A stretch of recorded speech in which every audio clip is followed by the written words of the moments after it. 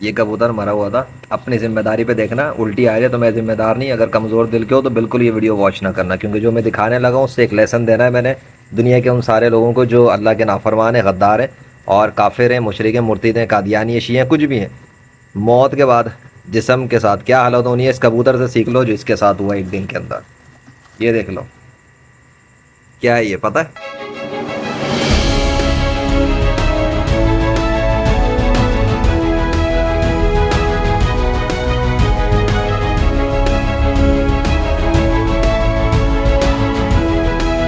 اس کے پیٹ میں کیڑے چل رہے ہیں، مجھے نہیں پتا کب ہوا ہوگا، یہ گھر میں ملا ہے مردہ حالت میں، اور اس مردے کی جسم کے ساتھ یہ حشر ہوا ہے، پیٹ میں کیڑے دیکھو اس کے،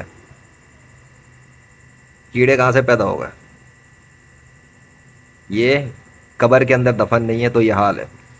اس سے یہ پتہ لگا کہ لاش اگر زمین کے اوپر بھی موجود ہو تو اس کے اندر بھی کیڑے پیدا ہو سکتے ہیں۔ یہ کیڑے پیدا کس نے کیے؟ یہ کیڑے تخلیق کس نے کی؟ یہ کیڑے جنریٹ کس نے کیے ہیں؟ کہاں سے بن گئے؟ ایک مردے کے جسم کے اندر کیڑے کہاں سے بن گئے؟ یہ کیڑے بنانے والا اللہ ہے۔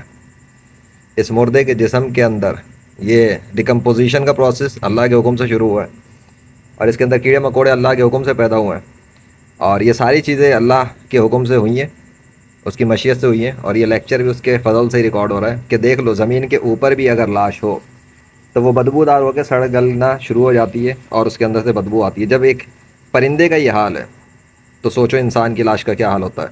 اور دوسری بات یہ بتا دوں کہ نیچر کا ڈیفالٹ سسٹم ہی یہی ہے کہ جو بھی مر جاتا ہے، کیڑا مکوڑا، پرندہ، جانور یا انسان، اس کی لاش سے بدبو آتی ہے، سڑنا گلنا شروع ہو جاتا ہے اور ختم بات۔ لیکن وہ لوگ جو نیک مسلمان ہوتے ہیں، نہ ان کی لاش سڑتی ہے، نہ ان کی لاش گلتی ہے، نہ اس میں سے بدبو آتی ہے، تو یہ معجزہ نہیں اللہ کا تو اور کیا ہے کہ انسانی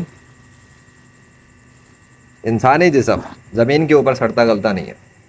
انسانی جسم زمین کے اندر مٹی میں دفن ہو جانے کے بعد بھی سڑتا گلتا نہیں ہے، حالانکہ قبر کے اندر مٹی بند کر دی جاتی ہے، وہاں تو کیڑے مکوڑوں کو کھا لینا چاہیے۔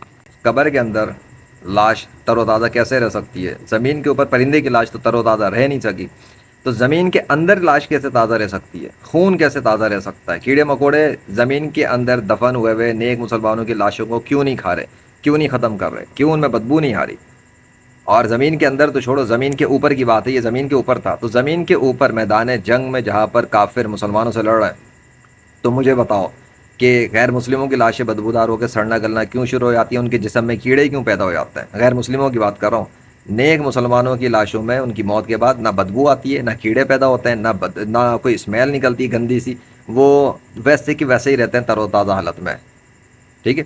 ہاں، مر چکے ہوتے ہیں ظاہری طور پہ، فزیکل طور پہ ان کی ڈیتھ ہو جاتی ہے کہ ان کا جسم بے حرکت ہو جاتا ہے، اس سے زیادہ تو کچھ نہیں ہے نا، جسم کی ہڈی کھال وغیرہ تو نرم و ملائم رہتی ہے، وہ سوکھتی نہیں ہے، لیکن کافر کی ڈیڈ باڈی سوکھ جاتی ہے، ہندو کی ڈیڈ باڈی سوکھ جاتی ہے، عیسائی کی ڈیڈ باڈی سوکھ جاتی ہے، یہودی کی ڈیڈ باڈی سوکھ جاتی ہے، قادیانی کی ڈیڈ باڈی سوکھ جاتی ہے، شیعہ کی ڈیڈ باڈی سوکھ جاتی ہے، نیک مسلمان کی نہیں سوکھتی۔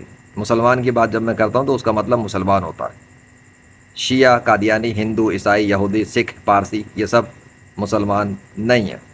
یہ خود کو مسلمان کہیں، وہ ان کے منہ کے جھوٹے دعوے ہیں، کیونکہ ان کی موت کے بعد ان کی لاش سارا پول پٹی کھول دیتی ہے کہ یہ جھوٹے تھے۔